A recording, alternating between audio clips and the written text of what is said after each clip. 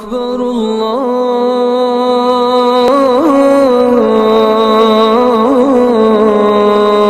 الله أكبر الله أكبر الله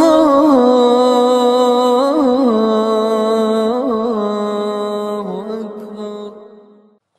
بسم اللہ الرحمن الرحیم. آج جب کائنات ارضی کرونائی وبا کی زد میں ہے اور ساری انسانیت کے اوسان خطا ہے، پریشانیوں کے ڈیرے ہر جانب اپنے سائے پھیلا چکے ہیں اور ہر جانب سے ہسپتالوں میں، گھروں میں اور دیگر مقامات پر کووڈ مریضوں کی تعداد میں بڑھتے ہوئے اضافے نے ساری کائنات کی پریشانیوں میں اضافہ کر دیا ہے. کیا امیر، کیا غریب، کیا حاکم و محکوم، سب اللہ کی اس آزمائش کے سامنے بے بس نظر آ رہے ہیں. ان حالات میں چونکہ ہر شخص اس وقت ہاتھ پر ہاتھ دھرے بیٹھا ہے اور اکنامی انتہائی مفلوج ہو چکی ہے، اقتصادیات پر کاری ضرب لگ چکی ہے، اور بہت سارے ایسے لوگ ہیں جو پچھلے سال 2-3 سال پہلے زکوٰۃ دے رہے تھے، آج ان کی حالت انتہائی ناگفتگو ہے. اس کے علاوہ اوسط درجے کے لوگوں اور پسماندہ لوگوں کی ایک بڑی تعداد بھی ہمارے گرد و پیش میں ہر جانب نظر آ رہی ہے، جو ٹکٹکی لگا کے انسانیت کی جانب دیکھ رہی ہے کہ ان کی مدد کے لیے کوئی آگے آئے. اپنی انفاقی اور ایثاری تاریخ کو دہراتے ہوئے جمعیت اہل حدیث جموں کشمیر نے جو تعلیم، تدریس، تعمیل، فلاح اور ریلیف کے ہر محاذ پر سرگرم عمل ہے، آج اس نے پھر اپنی تاریخ کو دہرایا ہے. کیا سیلاب، کیا زلزلے، کیا آفات،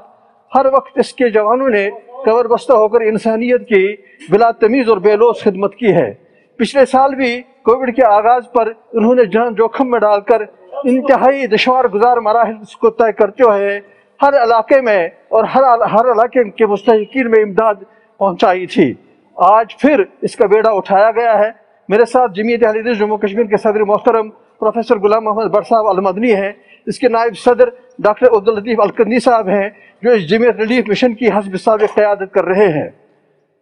ہمارا یہ جو مشن ہے جمعیت ریلیف مشن، اس کا یہ مقصد ہی یہ ہے کہ انسانیت کی بے لوث خدمت کی جائے اور کسی کو کوئی دست سوال دراز نہ کرے. جتنا کچھ ہم سے ہو سکے، جمعیت سے ہو سکے، ہمارے صاحبان ثروت جو ہماری مدد کر رہے ہیں اس بل پر اور اللہ کے فضل کے بل پر یہ کام پھر شروع کیا گیا ہے. یقین مانیے اور یقین جانیے کہ وہ آنکھ جو کسی کا دکھ اور مصیبت دیکھ کر بہے نہیں، جو آنسو نہیں بہائے، وہ نرگس کی آنکھ ہے. اور جو دل نہیں تڑپتا ہے کسی کی پریشانی دیکھ کر، وہ پتھر ہے، چٹان ہے، اسے دل نہیں کہتے. اسی لیے ہماری اس عظیم تنظیم نے ایک بار پھر انہی فاقہ مصنوع، پریشان حالوں، مصائب کے ماروں کی حالت غیر کو دیکھ کر اس ریلیف مشن کا آغاز کیا ہے. اس کے مقاصد اور اس کے اہداف اور اس کے دیگر جو اس کے مقاصد ہیں بیان کریں گے جمعیت کے نائب صدر ڈاکٹر عبداللطیف الکندی صاحب. بسم اللہ والصلاة والسلام علی رسول اللہ وعلی آلہ وصحبہ اجمعین وبعد. قال اللہ تعالی وما تقدموا لانفسکم من خیر تجدوه عند اللہ. آج جمعیت اہل حدیث جموں کشمیر کی تاریخ کا ایک اور روشن دن ہے، جب ہم ایک طرف مصائب و آلام کے پہاڑوں میں گرے ہوئے ہیں، دوسری طرف اس جماعت سے وابستہ اصحاب ثروت اور صاحب ایثار اور ہمارے باغیرت رضاکاران اپنی جان ہتھیلی پر رکھ کر کے میدان کارزار میں ایک دفعہ پھر آ پہنچے ہیں. اور وہ لوگ جو لاک ڈاؤن کی وجہ سے نان شبینہ کو ترس رہے ہیں، ان کے گھروں تک مختصر سا یہ فوڈ پیکیج پہنچانے کی سعی ہم اور جدوجہد مسلسل کر رہے ہیں. میں جمعیت اہل حدیث جموں کشمیر کے ان اقدامات جن کو وہ ہر آفت اور ہر بحرانی کیفیت کے وقت اٹھاتی ہے اور غمزدہ انسانیت کے زخموں پر مرہم رکھنے کی کوشش کر رہی ہے، ان جذبات کی، ان احساسات کی قدر کرتا ہوں، خراج تحسین پیش کرتا ہوں صدر محترم جمعیت اہل حدیث جموں کشمیر الاستاذ غلام محمد بٹ المدنی حفظہ اللہ کی قیادت میں، جو ایک طرف ہمارے اہل علم اور ایک طرف ہمارے اہل علم اپنی علمی بساط بچھائے ہوئے ہیں، ایک طرف واعظ و نصیحت کے شاہ سوار اپنے کرتب دکھا رہے ہیں، ایک طرف قلم و کرتاس کے ماہرین اپنی کوششیں دکھا رہے ہیں، ایک طرف صاحب ایثار و ثروت اپنے جود و سخا کی نئی تاریخ رقم کر رہے ہیں، اور وہاں پر ہی اس جماعت سے جڑے ہوئے تمام افراد کسی نہ کسی ڈھنگ سے اس جماعت کے منشور، اس جماعت کے مقاصد، اس جماعت کے اہداف، توحید و سنت کی آبیاری، علوم اسلامی کی ترویج، دعوت و تبلیغ کے پھیلاؤ، شرک اور بدعت کے رد اور توحید و سنت کی ترویج